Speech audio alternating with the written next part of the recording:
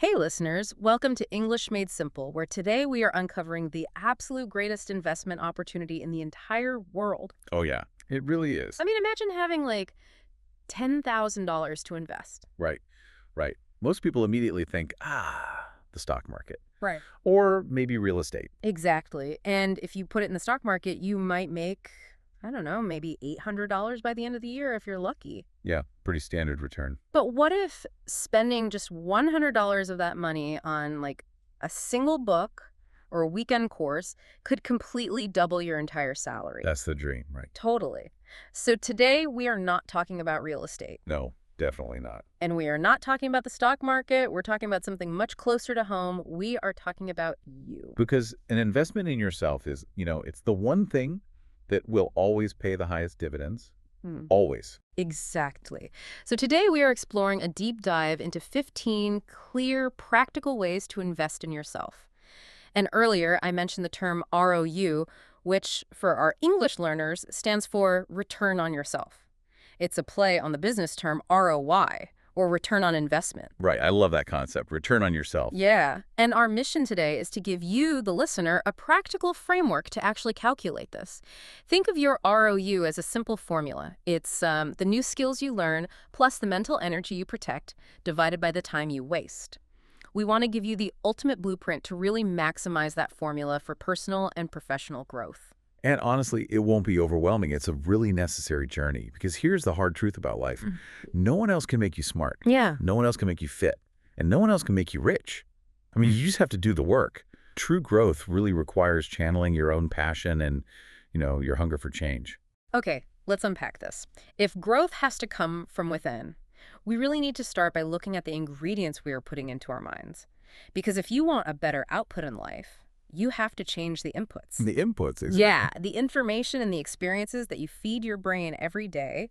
And the very first step of changing your input is reading. Yes, reading for growth. I mean, it sounds so basic, right? But it is the absolute most accessible way to invest in yourself. Totally. The problem is, so many people just hate reading. And the sad part is, the traditional school system actually accidentally made us hate it. No, completely. Yeah, because teachers forced us to read these really dense, difficult books, and then they graded us on them. They turned reading into, like, forced homework, a chore. Right. And I think reading what you actually love is like finding the master key to a door that school accidentally locked. You just have to read what you love until you love to read again. That's a great way to put it. Because, you can watch 1,000 short 1-minute videos on your phone about a topic, but those short videos only give you facts. A really good book gives you the deep underlying mechanics of how those facts actually work together. It is entirely about changing your perspective. Yeah. And that actually connects directly to the second way to expand your input, which is talking to people and finding a mentor. Right. Because just like reading expands your mind, the right conversations pull you out of your ideological bubbles. So let's explain that term. For English learners, an ideological bubble, sometimes we call it an echo chamber, is when you only talk to people who think exactly like you. Right, yeah. Like they live in your town, they consume the exact same news, and they just agree with everything you say. When you shout into an echo chamber, your own ideas just bounce right back at you. Exactly. And growth only happens when you expose your brain to new, uncomfortable concepts. I mean, your old knowledge has to be challenged and replaced by better, newer stuff. So you have to go out and talk to interesting people. Find someone whose path you admire and pick them to be your mentor. Having a guiding voice to help you navigate your career is just an incredible investment. Now, the third and fourth ways to change your inputs are a little more, well, creative. We need to expose ourselves to art and we need to learn a new language. Yes, art breeds value. But hold on, I have to challenge this. You say art breeds value, but how does looking at a painting or ordering pasta in Italian practically help someone become more successful, like in a standard office job? What's fascinating here is the mechanism behind creativity. Art is really about breaking patterns. Exposing yourself to creative ideas, it helps your brain connect dots in totally different ways. Okay. For example, if you watch a show like Abstract or Chef's Table, you see a chef obsessing over the exact placement of like a single basil leaf on a plate. Oh, right, the tiny detail. Yeah. And when you see that level of passion, you start noticing the basil leaves in your own life. Oh, wow, I see. You start really paying attention to the small details. Exactly. Yeah. I mean, maybe it's the formatting of your resume or the specific tone of voice you use when you greet clients. Watching intense creativity trains your brain to actually care about the details. Mm. It stretches your capacity for excellence. That makes total sense. And learning a new language stretches your brain in a very similar way. Obviously, it has practical value. You might get a better job, sure, but it is also a cultural embrace. Oh, totally. Imagine walking into a local Italian restaurant and ordering your meal completely in Italian. The staff might throw their hands up and cheer for you. Yeah, they love that. It expands your inner circle, it makes the world feel more welcoming, which builds massive confidence. And it replaces old assumptions with a much broader worldview, which actually leads us to the final internal input, which is travel. But I don't mean taking a short, relaxing trip to a beach resort. I mean traveling far. Wait, really? Like traveling 10 hours away by plane? Yeah. But traveling is incredibly expensive. Are you saying our listeners can't grow if they don't have the budget to fly all the way across the world? No, no, not at all. It's less about the actual geography and more about the mindset of a traveler.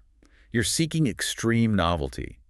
The point of going far away is to completely disrupt the way you look at life. Okay, I get that. When you immerse yourself in a totally foreign culture, you see different traditions. You see different views on education or different views on karma, which is the idea that your actions send ripples into the universe and come back to you. It cures self-centeredness, basically. Precisely.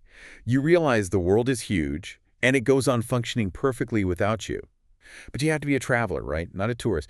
You will never learn about a new culture by sitting in a familiar Starbucks or something. You have to embrace the unfamiliar. But, filling your brain with great ideas from travel and books and art, that's really only half the battle. If you bring those fresh, expanded ideas back to a chaotic, messy living room or to unsupportive friends, the growth just gets suffocated. Yeah, it dies out. So your physical environment has to reflect your mental upgrades. Which brings us to our external world, building your ecosystem. And the first step there is making friends. There's a famous saying in business that your net worth correlates to your network. Yeah. But it goes deeper than just money. The quality of your connections determines the wealth of your life emotionally, too. People often call friends a safety net, but I actually think a better analogy is a thermostat. Oh, a thermostat. I like that. Think of your social circle like the thermostat in your house. If you are trying to heat up your career and pursue big goals, but your friends are set to a freezing temperature of complaining and laziness. It'll just cool you right down. Exactly. They will constantly pull your temperature down. That is a brilliant way to look at it. Friendships require active work. You have to invest time and money to keep them alive. If a friendship just fades away, it's because neither person made it a priority. Right. You must consciously curate the people around you. And, just as you organize your friends, you really must organize your physical space. Oh, absolutely. Bringing order to the chaos of the world starts right inside your own bedroom or your workspace. The cognitive load of a messy room is just exhausting. It drains you. When your space is clean, you stop wasting mental energy searching for your keys or your documents. It drastically increases your daily efficiency. Because a chaotic room creates chaos in the mind. And in today's modern world, your environment isn't just your physical bedroom anymore. It's your digital footprint. You have to clean up your image. Ah, yes. The internet. Our social media profiles are kind of like the new emperor's clothes. Yeah, they really are. Everyone can see exactly who you are. So if you want access to the best opportunities, you have to delete those embarrassing internet photos.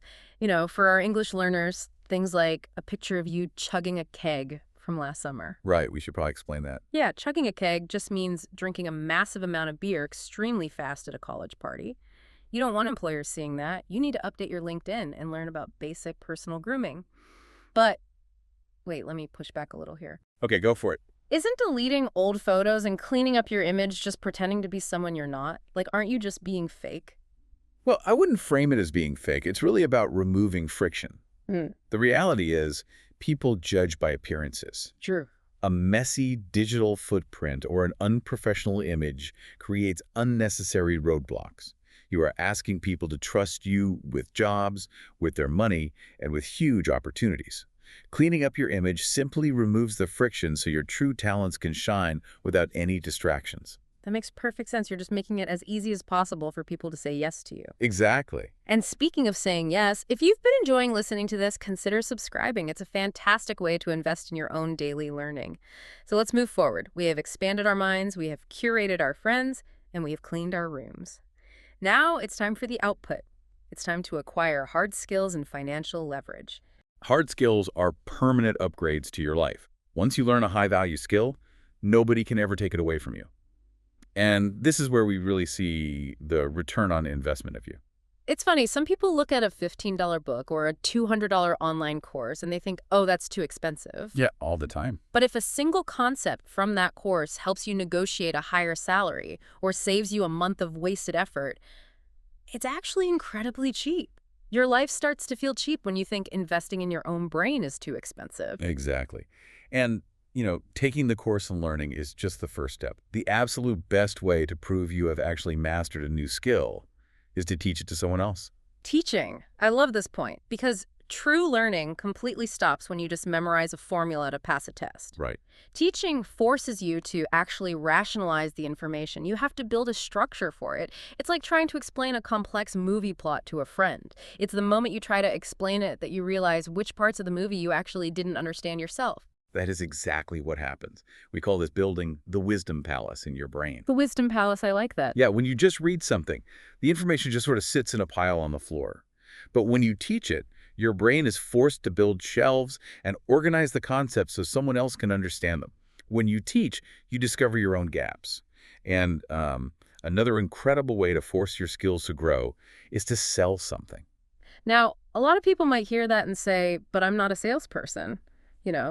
Why should a graphic designer or a software engineer learn how to sell? Because selling is not just about exchanging products for money. Trying to sell a product forces many different life skills to come together all at once. Oh. You have to identify a problem, you have to communicate a solution clearly, and you have to actually deliver on your promise. Oh, right. All of those steps translate to every other part of your life, whether you are pitching an idea to your boss or even just convincing a friend to go to a specific restaurant. And selling is a bridge to the ultimate financial goal, which is building a separate income stream.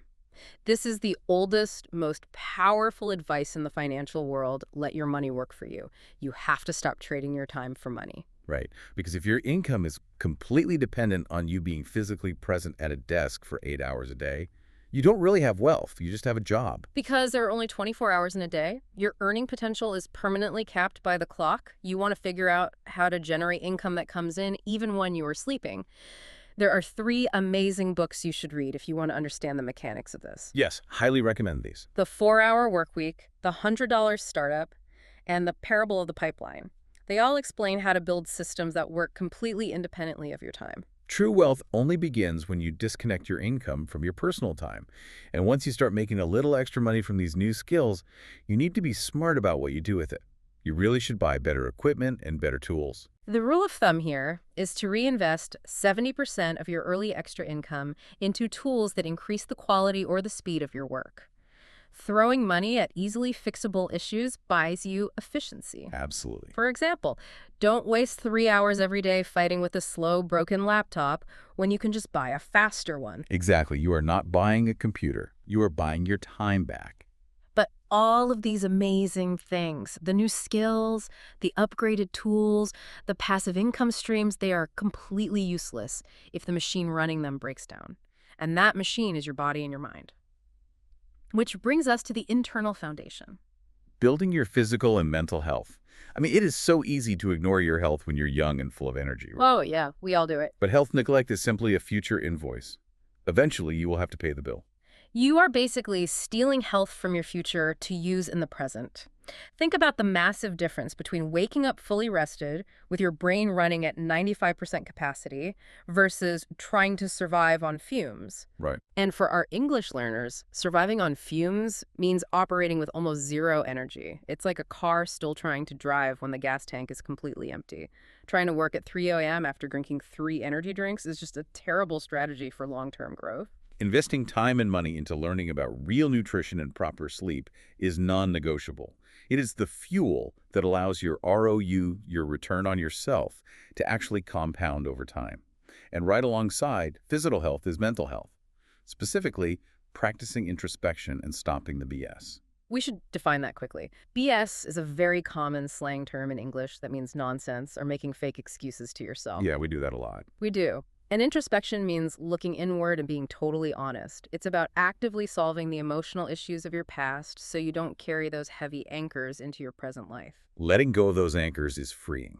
You want to reach a mental state where your only real challenges are the simple, manageable things happening right now, today. But to protect that peace, you also have to stop creating new issues. Which means you have to stop saying yes to things you don't actually want to do. Yes. If you always say yes, people will take advantage of you, and it leads to a very resentful, miserable life. You have to stop living for other people. But let me ask you, why is it so hard for us to just say no to things that we know will drain our energy? This raises an important question about human nature. We are social creatures.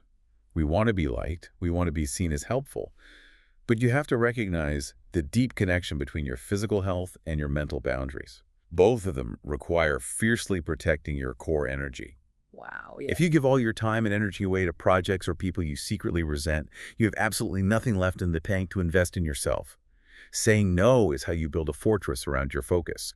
It protects your present moment. Wow, that makes so much sense. Protecting your energy is the ultimate defensive strategy for growth. Well, we have covered a massive amount of ground today. We really have. We started with expanding our inputs through reading, engaging mentors, finding details in art, and experiencing the novelty of travel.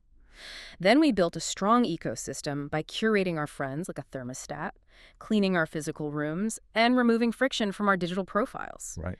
We upgraded our skills by teaching, selling, and unlinking our time from our money. And finally, we fortified the machine by prioritizing sleep, letting go of emotional anchors, and learning to say no. It is a really comprehensive blueprint. Yeah. But before we wrap up this deep dive, we have a bonus golden nugget for everyone who stayed with us on this journey to the very end. Oh, I love this part. What is the final secret to investing in yourself? It is understanding the changing relationship between time and money. Here's the rule. Invest your time before you invest your money, until you have enough money to buy your time back. Oh, wait. Let me make sure I understand the mechanics of this. When we are young or just starting a new career, we usually don't have a lot of spare cash. Right. But we all have the exact same 24 hours in a day. So in the beginning, we invest our time heavily. We spend hours reading, practicing, and learning because we can't afford to hire an expert. Exactly. You trade your time to build your value. But eventually, as those skills pay off and you become successful, the dynamic completely flips. You realize that you will always run out of time before you run out of money. So if you ever reach a point where you have to choose between spending 5 hours or spending $50 to solve a problem, you should always spend the money. Always. Sometimes what looks like overpaying for a premium software tool or hiring someone to clean your house is actually just a brilliant way to buy back 3 hours of your life. And those 3 hours can be used to relax, to create a new business idea, or to simply enjoy a beautiful meal with your friends. Yeah. Time is the ultimate non-renewable currency. Everything we've talked about today, every single one of these 15 investments is designed to give you more freedom, more capability, and more time. It completely changes how you look at the choices you make every single morning. And, I want to leave the listener with one final thought to mull over as they go about their day. Okay, let's hear it. We talk a lot about massive corporations and how they generate returns for their shareholders. But what if you looked in the mirror? If you treated yourself like a company, what would your daily actions say about your true ROU, your return on yourself? Look at the food you eat, the books you read, and the people you text. Based on those actions, are you a company worth investing in? Wow. That is a question that will definitely stick with you long after this audio ends. Well, that is all the time we have for today's deep dive. Don't forget to like this video and drop a comment sharing your thoughts.